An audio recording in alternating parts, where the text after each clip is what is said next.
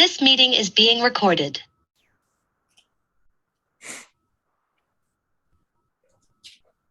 Okay, I have started the recording. I want to welcome everybody and thank everyone for attending our digital transformation for product management seminar that will be held by Cathryn Lai. My name is Mark Werwath. I'm the director of MEM.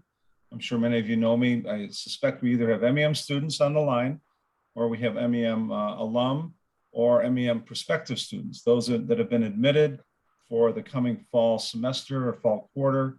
And so far we've done 3 rounds, and I think the admission process is through round 2. So we've got about 2/3 of those folks that have already been admitted and who are agreeing to attend at Northwestern. So the numbers are looking really good for next year. We've got a lot of great students. The quality of the students is high. The quantity of the applications was high. So we're really pumped about what's going to happen for next year. I'm similarly pumped about this presentation. I worked with Cathryn many moons ago. I want to say maybe 10 years ago or thereabouts, in a company far, far away called WMS Gaming, which was a specialist in the gaming industry in Chicago, based in Chicago, which was actually a rarity then, and I suppose now, in terms of most of the gaming industry is epicentered in the state of Nevada or in parts of Asia. But in the US, I would say Nevada is probably the epicenter for this industry. She's going to talk about her experience, which is well more than a decade in the field of both digital transformation and product management. And I think you'll be impressed with not just her background, but I think this particular topic, which starting next year, we will wrap a class around, specifically product management for digital transformation, which we found to be something that was a common thread amongst many of our students and many of the companies that we work with outside the campus. So with that, I'm going to turn it over to Cathryn and let her take it from here. This is being recorded. I'll just remind everybody, and I will progress the slides. If you have any comments or questions, you can put them in the chat. Is that correct, Jenny? Can people use the chat? And Jenny will attend to that as best she can, and so will I, and so will Cathryn. We will have general questions at the end, starting at about 6 p.m., and we will end properly at 6:15 because we know people have to go to class. So with that, we're up to 11 participants. Cathryn, take it away. All right. Thank you so much, Mark and Jenny. Recording in progress. I don't know if I was at it. I think we're good. My name is Cathryn Lai. So my current role right now is actually I'm the Chief Commercial Officer at a company called OpenBet, and I'll walk you a little bit through my background. But as far as product management and digital transformation, when Mark first approached me about kind of this topic, it's something I'm very, very passionate about because if we go to the next slide, I can tell you a little bit about myself. I've gotten a lot of experience in product management, and I think I always look at myself first and foremost as a product manager by heart. I've got a technical background, I've got my MBA, and it's pretty much like 15 plus years experience in product management, strategy, marketing, new product development. I've held roles, at the SVP level at a bunch of numerous companies, but really, kind of in my new role as a Chief Commercial Officer, it encompasses marketing, it encompasses, sales, commercial strategy, and really what that product strategy is. So if you kind of go through the progression of what I've done, again, with my technical background, I started off in product management at a company called Shure. They're a Chicago-based company, one of the biggest audio companies. My engineering background is actually in audio engineering. But then I left from Shure to work in product management at WMS Gaming, which Mark Werwath and I both worked at. Through that, I've actually led a lot of product strategy and innovations, launched over 200 plus products. And I think one of the pieces is that if you look at kind of my, journey to get from WMS was acquired by a company called Scientific Games. Then I was always in the land-based side. So when we talk about gaming, this is more slot machines, gambling products. And again, kind of what Mark was saying was it was very unique that there was a market leader in gaming that was actually based out of the Chicago office. Well, through this big Scientific Games conglomerate, we went through multiple strategy and integrations of different companies. We acquired another company called Bally's. Maybe somebody can go on mute. Oh, nice. So इसकी में भी आ रहा ओह Do we have a way to mute क्यों पता है those क्योंकि on मैंने किया जाए ना तेरा भी वही आ रहा होगा अबे है। ओ हाँ Hi, Yeah, I don't know how to mute. just those on there. Can we make sure that we're muted? All the participants? Great. That's great. Thank you. But yeah, so I think the interesting thing about what I've been doing recently is kind of what I've pivoted. So when we talk about the idea of digital transformation, I was in this role where I was driving products for basically what we would call brick and mortar, like the actual, you go into a casino and you gamble. And around COVID is when I actually made the switch from the brick and mortar side to the digital side. So I think that's kind of my big foray into digital transformation. And so I think what I thought was kind of a good opportune time was trying to see how you can, migrate an industry that's going from, traditional brick and mortar hardware into the digital space of online gambling. So where I'm at now is actually OpenBet. It used to be a division of SG Digital. It's recently gotten in the process of getting acquired by a company called Endeavor. And the interesting thing about it is Endeavor is actually, and this is public information, they're paying $1.2 billion for this division that we grew, this digital division, which is an 8 times multiple of what its revenue is, which really tells you the value of kind of what this digital space is. Definitely more than what any of the other M&As that I had kind of worked through the transactions of were as a multiple to revenue. So there's a lot of value in that. And so I think kind of just as a high level, in the course of what I've done in releasing products and kind of gone through these M&As, there's always been an element of, transforming and innovation and transforming into the digital space. So the way that I'm going to frame up kind of our conversation here is I'm going to just kind of highlight on some basic principles of what I think digital transformation is. And then what I'd like to do is kind of tell a story and tell a story that I would, that's kind of maybe very familiar to myself and to Mark, which is pretty much our own case study of digital transformation in one of the companies that I worked for, which is WMS Gaming. So if we go into the next slide, fundamentally, I think I want to just frame up just so that everybody's kind of level set of what digital transformation is. So digital transformation, I think, is a lot of times people think, well, it just means it's just, infusing technology into an organization. And my perspective, and I think kind of the textbook perspective is it's got to be more than that, right? It's transformation. It's really that journey of using digital technology, not just in, your product space, but also fundamentally a change within an organization's way of working. It can happen in the way that, you resource, the way that you drive the culture. And it's really about driving an enhanced customer experience and processes that you put into place to really really drive your company and organization forward.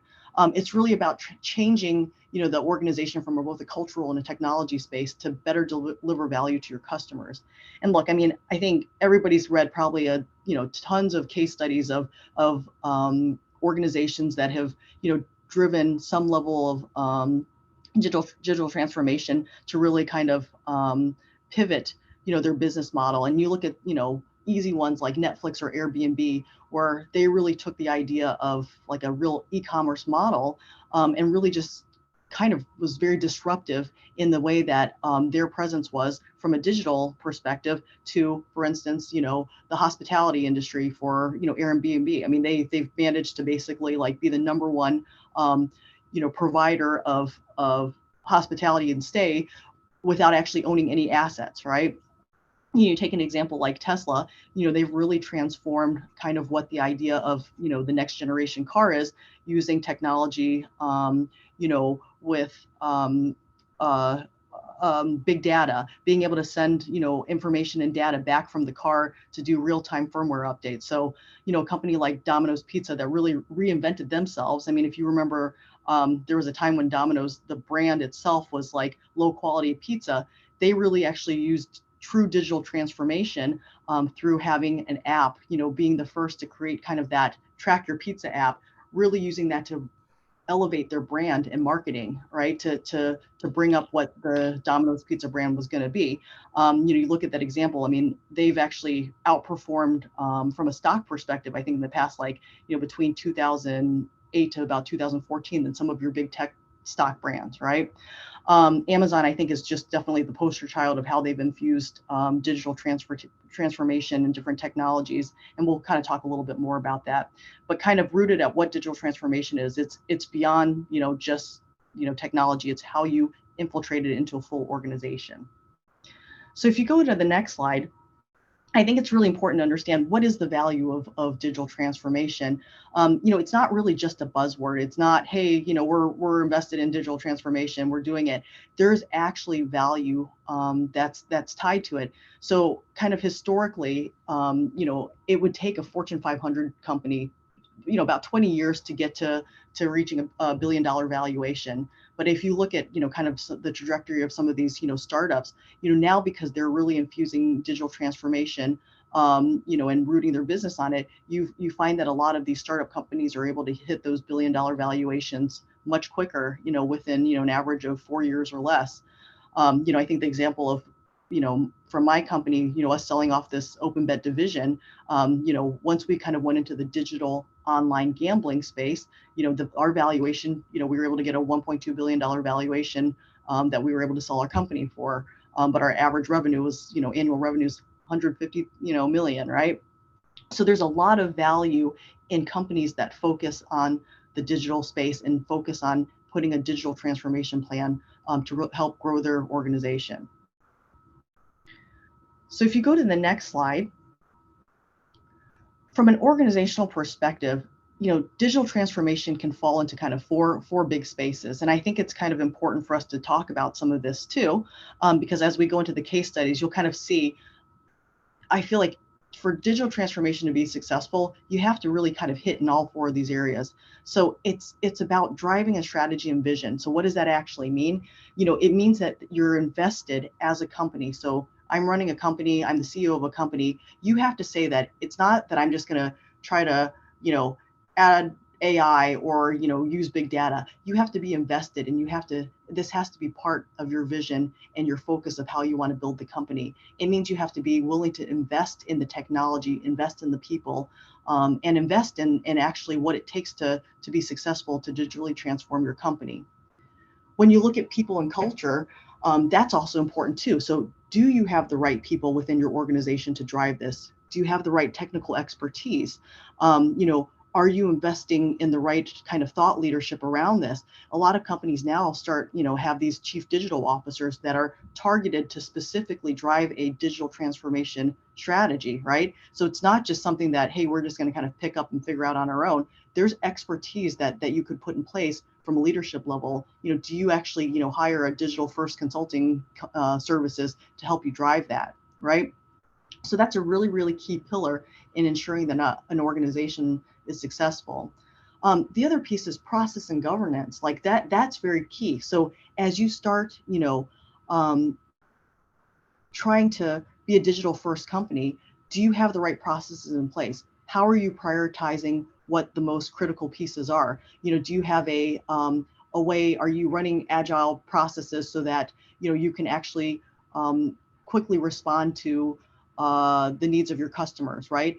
Can you keep up with like the data that you're processing, and how do you make those changes in real time? So it's really important that organizations have the right governance and the right processes in place to be able to handle it, because it is a very big shift from traditional business, ways of working.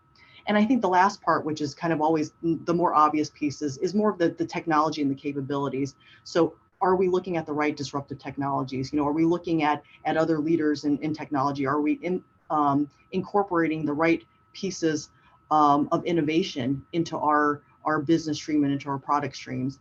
And then, first and foremost, are we, looking at the right business models, and do we have the right infrastructure set up to support digital transformation?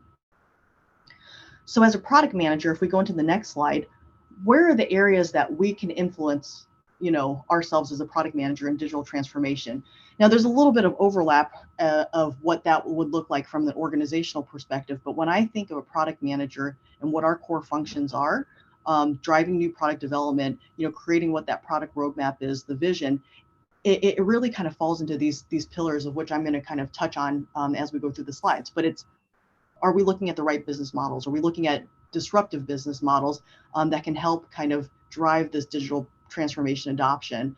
Are we approaching with innovation and technology, right? So are we looking at all the trends that are happening? Are we looking at what some of the technology leaders are doing? These are things that we can influence as we're driving that into our product strategies and our requirements.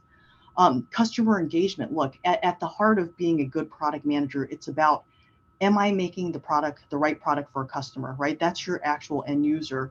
And are you actually, creating a product that is engaging to them? And then even after the sale of the product and the, and the one-time, the first initial purchase or usage of the process of the product, am I keeping the product, and offering a engagement model or ecosystem that keeps them, coming back to using it, right? And then I think, what is the product manager's role in driving the culture and organizational drivers for putting in, driving digital transformation? So we'll touch on those in different pieces. So Cathryn, not to interrupt, but does this become almost a framework for how you would approach the class starting next year? Yeah, absolutely. I mean, look, and I think there's a little bit of deep dive for each one of these pieces too, right? So like when we start talking about different business models, what does that mean? What are some examples of how, companies have actually completely shifted a model to really kind of embrace digital transformation? So 100%, and I think it really is kind of these tenets, these 5 tenets really underpin kind of how you can take a view on the traditional principles of product management, but infuse digital transformation into it. And as we look at companies like Netflix that have gone through this once, we're reminded that they're going to have to go through this time and time again, because this is not a one and done type of situation. Absolutely, and that's why you call it transformation. It's an ongoing process, and it's building it within your culture and your innovation, or your culture and your organization, so that it's repeatable and that you're always forward thinking, right? And the immense value that it brings to an organization is pretty significant. Can people please mute on the call? Make sure your line is muted. Great, thank you. So let's go to the next slide, right? So one of the pillars we talked about was business models, right? And look, our job as product managers is to really create what that value proposition is, right? What's that value proposition to the end user, to the customer? So I have many examples here, but I mean, I think I might just kind of pick a couple of them. If we look at Lego, right? Lego is a very well-known brand. I think they first launched in the 1930s. And, they had a lot of success initially, but between the span of like 1990 to about 2004, they actually had a significant decline in their sales, right? And I think, part of it was what they were competing against. So everyone knows the Lego blocks. What they were competing against in the 90s were a few things. They had a couple of challenges that they faced. One was, this was actually the beginning of the digital age, right? So this is kind of when kids are buying, focused on buying Nintendos and digital type products, digital games, the Tamagotchi. There's all these examples of things that were outselling the Legos, and Lego itself, the brand and the company, they actually saw a sharp decline for that 10 to 12 year span. So in 2004, they were almost at the point of bankruptcy because they were basically losing relevance among kind of what that generation of I guess players and consumers were. So they actually did put in place a whole digital transformation kind of strategy where they had to basically reinvent some of the business models that they wanted to go after. So instead of, hey, I'm just going to start selling, continue to sell bricks that you put together, they did a lot of things. So one thing that they did was they, kind of implemented a lot of things like their Lego Mindstorm, which was their robotics, right? So here, how do we kind of engage, young consumers that now want to have some digital spin on it? They started to go into taking their brand into video games. They started, looking into digital businesses like movies, like the Lego movies. That created new revenue streams for them. In addition, one thing was that they launched their digital designer program, which basically allowed fans the capability to design their own Legos. So, that's, the idea of like, hey, now you're going to incorporate this, the ability to use software so that you can take our Lego blocks, create within a CAD model, a modified CAD model, and then create your own Lego designs. So what does that do? That not only creates kind of a new revenue stream, but it also creates engagement, so that you would have these Lego fans that not only would they just buy their toys or buy their sets, but then now they had a reason to be engaged to the brand and to continue kind of iterating, right? So these types of examples of changing and migrating, shifting to different business models, have really actually historically, there's a lot of examples of companies that have actually saved them, right, from potentially bankruptcy, right? Another example here would be HBO, right? I mean, they kind of shifted from a subscription model, TV-based model that was, not direct to consumers, but through cable companies, to a direct to consumers through subscription models, right? With the entry into the streaming business with HBO Max, HBO Go, and the HBO Now app, right? They actually were able to garner actually a pretty high premium. And I think within the first year, they had 48 million new subscribers just by going into the streaming model. So again, putting on your hat of thinking, all right, there's the traditional way of how I'm currently making revenue, but what is there another disruptive way that I could be making revenue that could be driven from this digital transformation? I think in the case of HBO, it's that they went over the top, so to speak, right, with their technology. So it's not just a technology layer. They have to re-engineer their whole business model because they're literally marketing direct to the consumer now. Correct.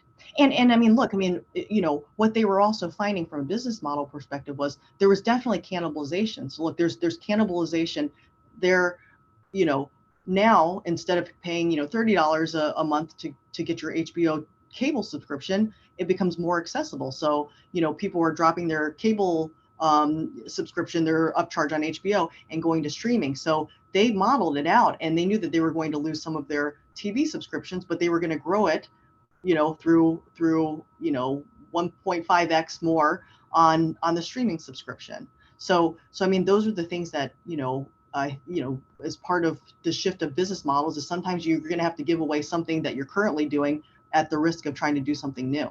And that's the innovator's dilemma, right? Being willing to make that shift that does cause cannibalization of your existing business model to be able to leapfrog into the next generation business model.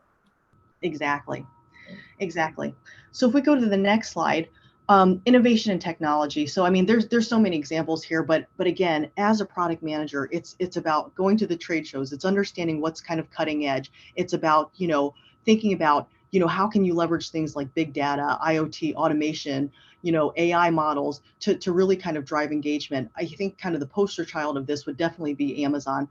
You think about all the different areas that they drove digital transformation in the way that they were running their supply chain, to drive better efficiency, to be able to drive costs down on supply, on logistics, to be able to, ship for free, right?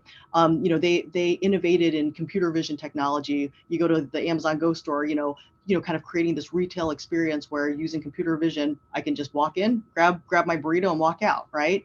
Through IoT, I mean, I think, being able to create this ecosystem. I mean, when I actually go on a trip, I actually take my Amazon device with me. And I really actually do that because I'm so used to like everything in my house. It's like, Alexa, turn on my light. Alexa, it's connected to my Nest. They have created engagement, by creating a full Internet of Things, ecosystem that I'm so tied to. Like, I won't buy anything that doesn't, that's not compatible with my Alexa device, because that's the brain center of my home, right? It's using these types of technology and pieces and figuring out how can you as a product manager use that to amplify amplify your total available market, right? Amplify my user reach. So I think it's a really, really key piece. And a lot of examples, I think, Amazon has kind of become that gold standard of what that roadmap of innovation should look like. You look to see what kind of technologies they're using, and then you think about how you can, use it in your own, businesses.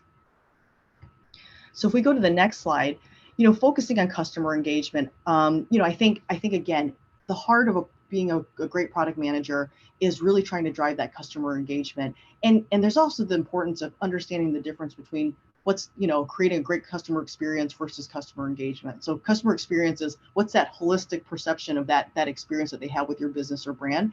And then customer engagement is that ongoing cultivation of that relationship, right, between the company and the consumer. So one great example I use is Starbucks, right? So Starbucks actually, they were so ahead of the curve with their digital app. Before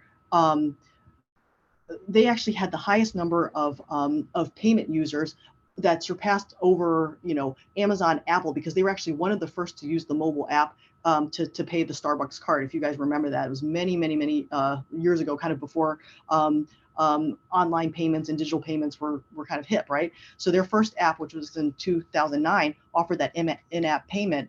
By 2011 is when they had it.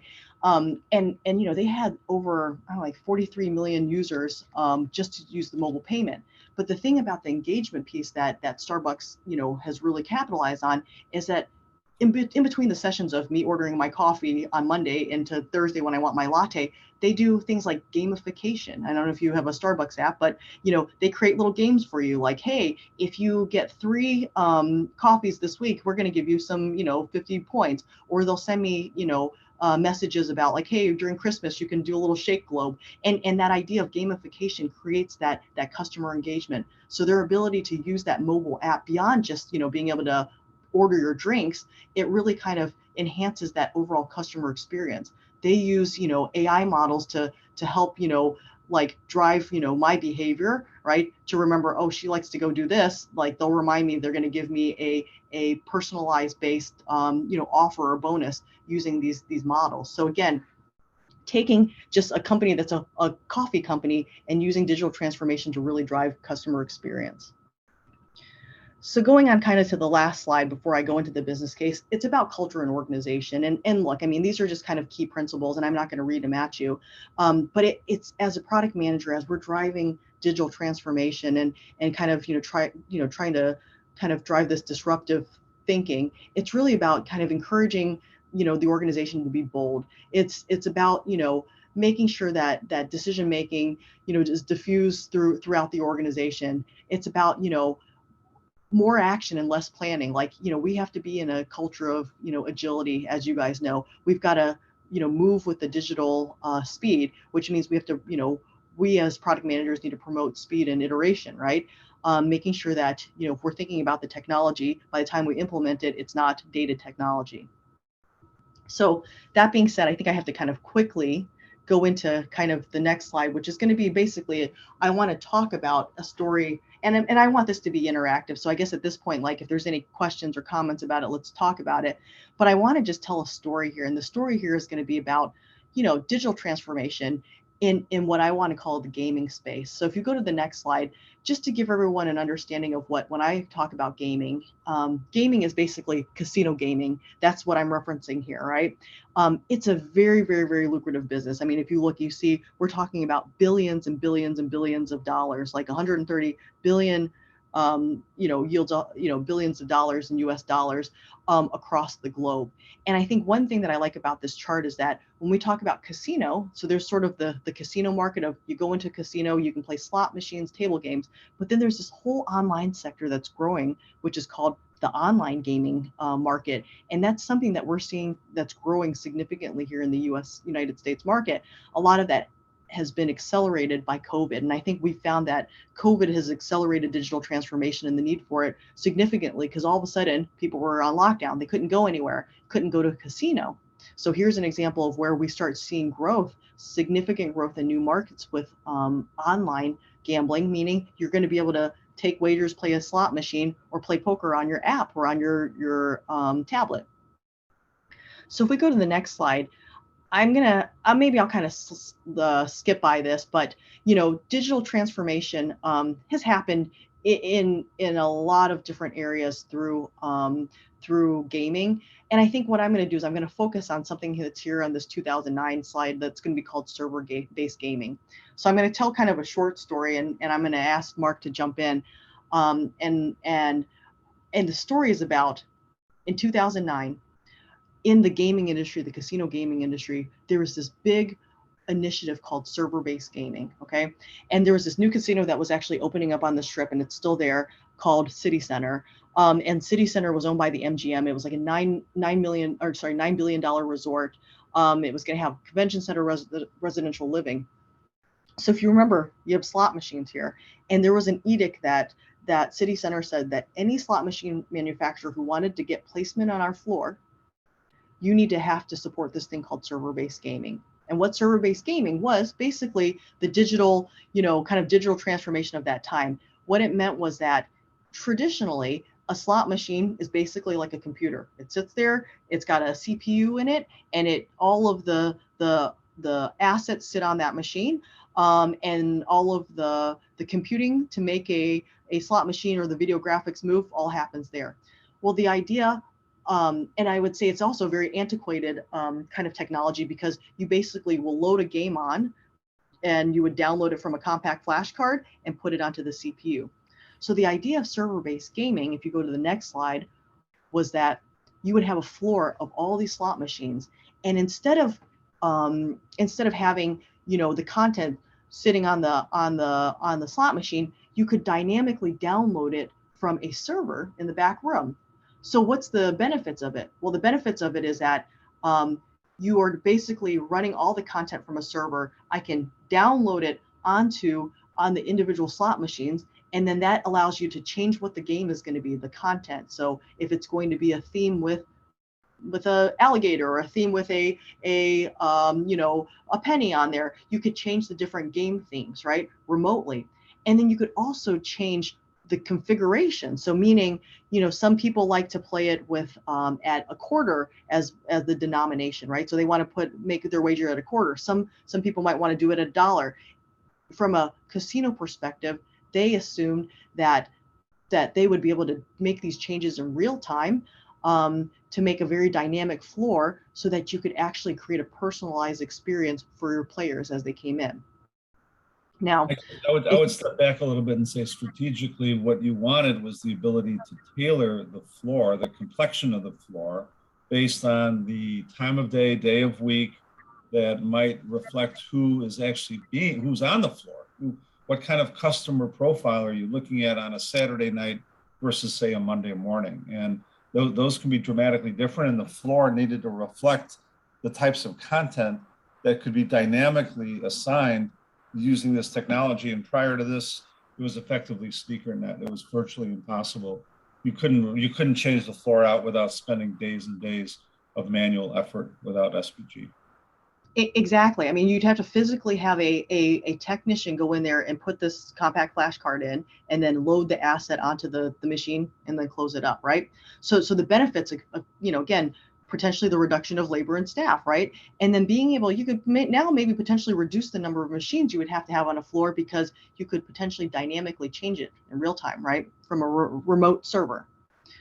So if you go to the next slide, I think one story is this, right? So I think this is kind of the case study. So Mark Borwath and I work for a company called WMS, and we were in it on server-based gaming. And one thing to kind of mention about the gaming industry is it's I guess what you would consider an oligopoly, right? Or oligopoly, sorry. So it's the barriers to enter are actually very, very difficult. So within that industry, it's like 5 or 6 manufacturers, right, that basically share the market share. So WMS was probably number 3 in market share leader, of the 5 or 6 main players. So WMS was a company that created the slot machines and created the content. Well, as an organization, WMS decided to double down on server-based gaming, and that meant that they were going to ensure that every single new game that was going to get developed was going to support the server-based gaming. We had to build out an account-based wagering system. So now, how do you know that if you can create accounts, how do I say it? Instead of using cash, I can create an account just like what you would have on your phone, so that I can take that account and have my own virtual bank, and then I can play different slot machines. And it was something that, as an organization, we decided we would go all in on, right? It was a completely new core competency for the organization. This big vision kind of was, we believed that it was going to be the strategy of the future, and it was going to disrupt the casino gaming industry. And then with it, we also introduced a new subscription-based pricing model. So the traditional pricing model is You buy a game, a slot machine, and then it comes with a game and you pay $3,000 for it. Well, we were going to be disruptive and we were going to create a new subscription-based model, which was going to be you pay a flat fee and then it's all you can consume content with an annual fee. So you pay a monthly fee and then you can get all the content that you want instead of a, one-for-one pricing, right? So if you go to the next slide, there were pitfalls. And I think that there were pitfalls on both ends. So there was pitfalls on Aria Casino, which was the casino in City Center. So first off, this ended up being a big failure in 2009. There was a lack of standardization across the different manufacturers. So the 5 manufacturers that we talked about, everybody had a different system of how they ran server-based gaming, okay? So that was a big problem. So not only do they have, they have 5 big servers and all this infrastructure that they have to run, and each server could only talk to the machines that were applicable of those manufacturers. You had these dated regulations that kind of continue to hinder innovation and solution. So although you could download the game there, the game still had to reside. It's not like the game could reside in the cloud or the game could reside on the server. It could be stored on the server, but had to actually be downloaded directly onto the actual slot machine, right?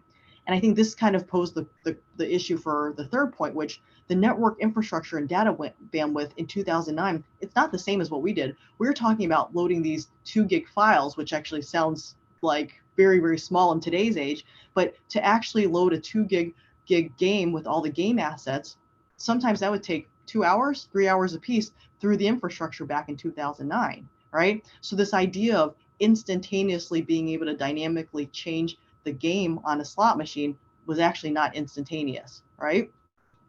So the value to the customer was very, very miscalculated. Everyone thought it was going to do all these great things, and it was going to be disruptive, but it actually in practice didn't work.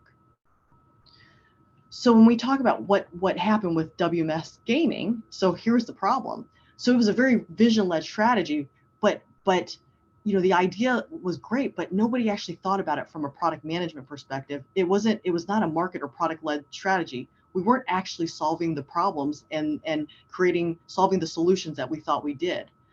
I would say from an organizational perspective, we didn't invest in the culture. We didn't invest in the right resources. We had a real lack of expertise and a mature R&D process to really actually manage this whole idea of infiltrating this whole server-based technology into an organization.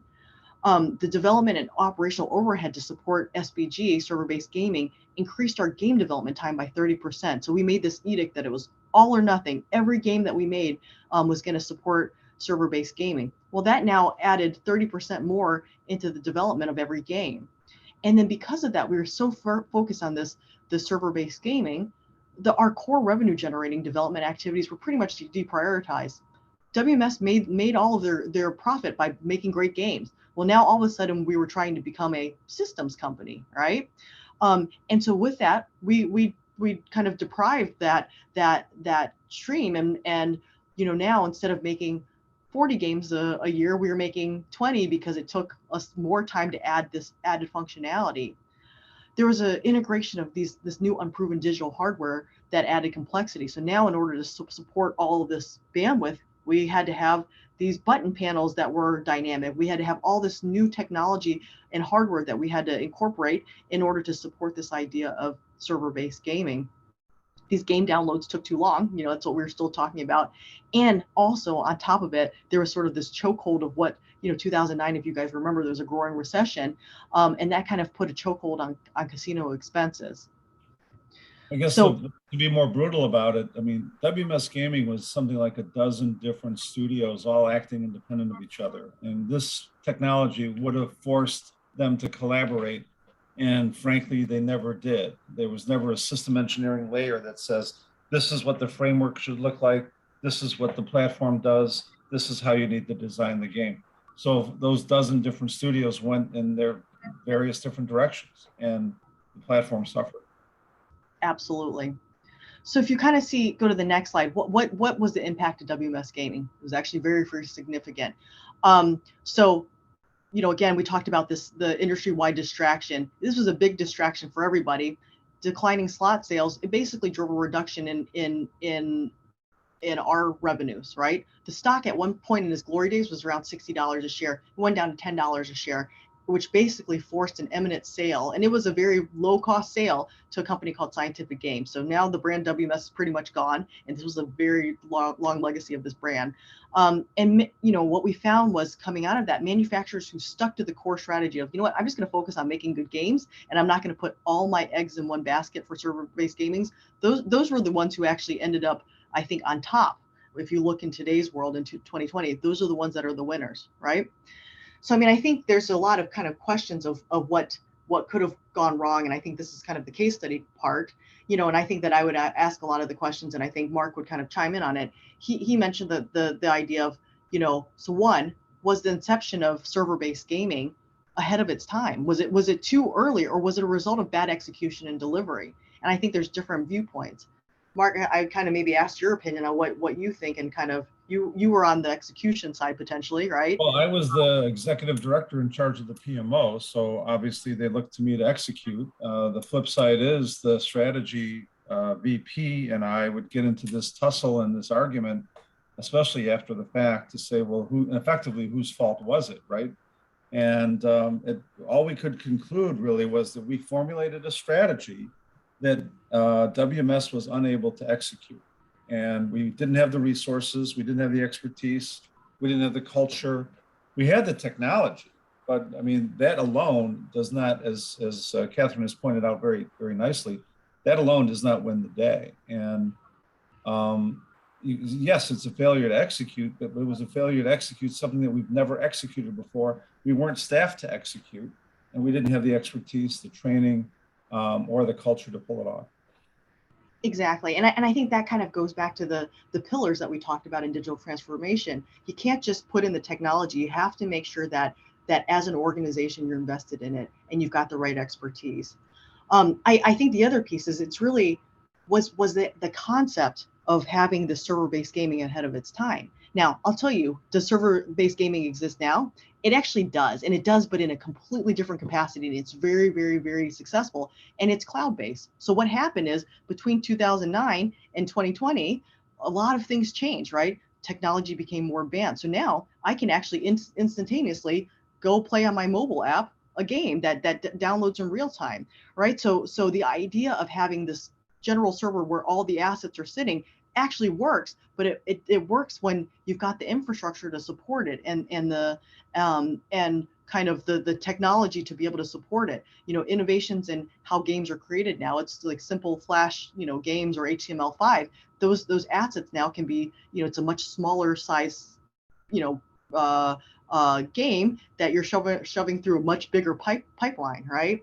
So, I think, again, the concept and the vision was always there with 2009, just the infrastructure wasn't there. It was just ahead of its time. Mark, what do you think about that?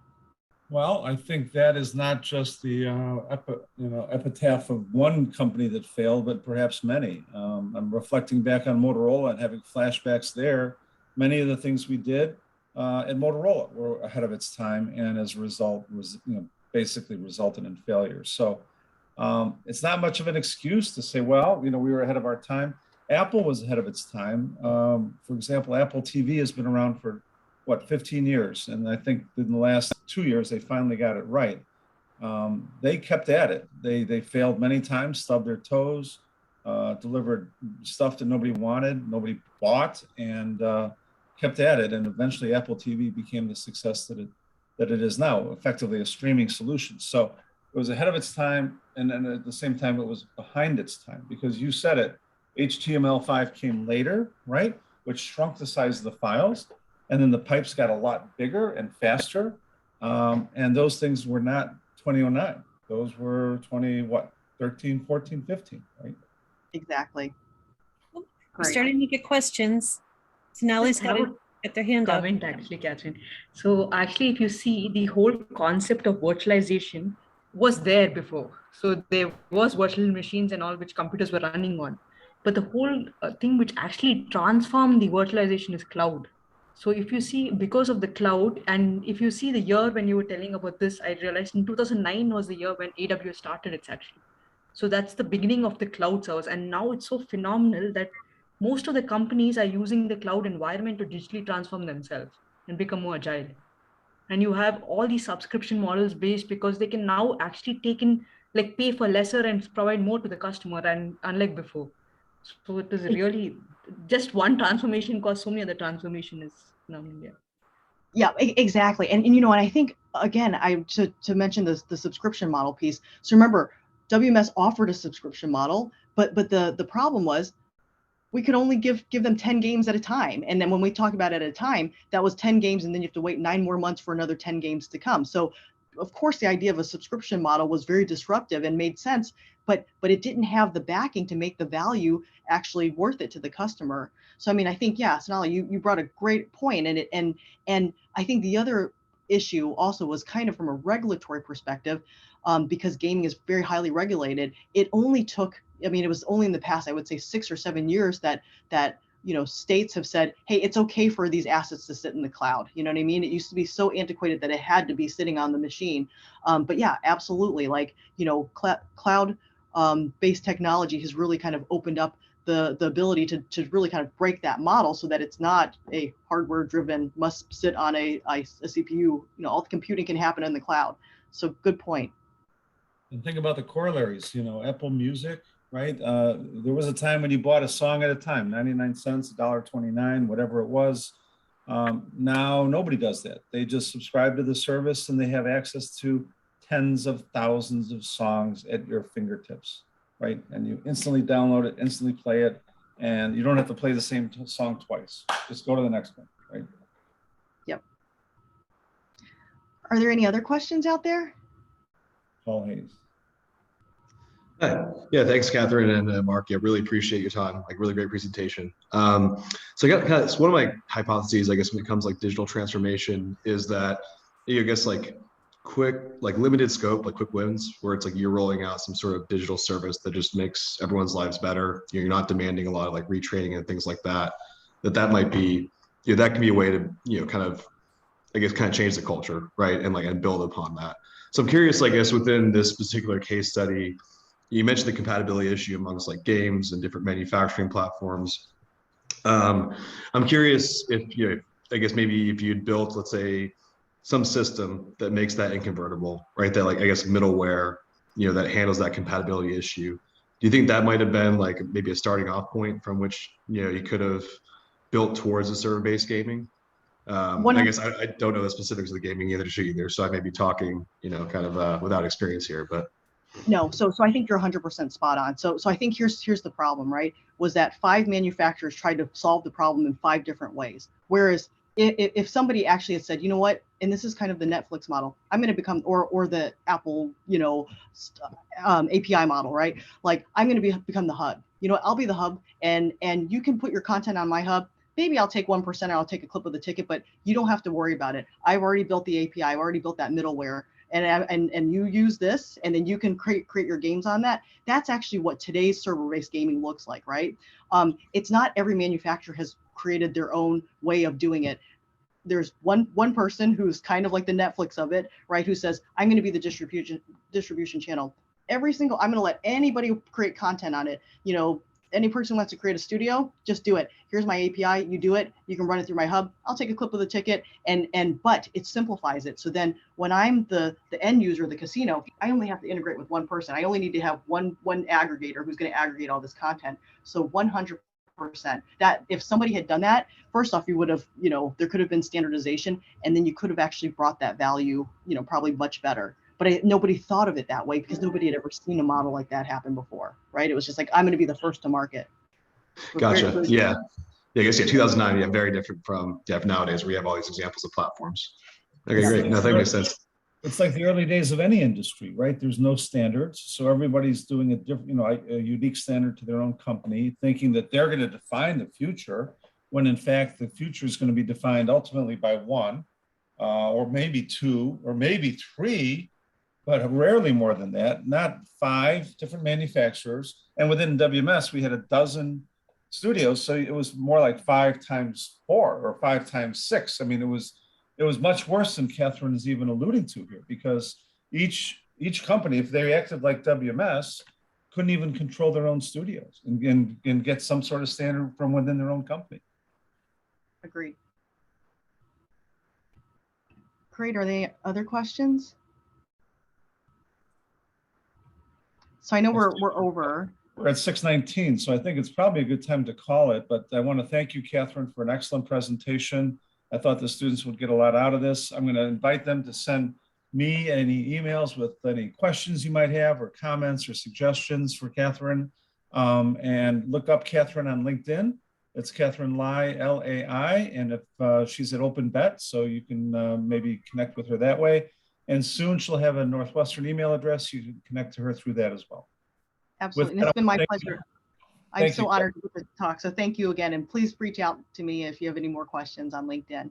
All right, let's give her a round of applause. So thank you, Cathryn. Thank you for having me. And with that, we're going to drop off now and let you guys get to class. Hopefully you're not going to be late. And thank you, Jenny, for helping support all this. And thank you to the staff for pulling this together. With that, we're going to drop off. So thank you all. Thank you. Thank you, Cathryn. Thank you, Professor. Guys.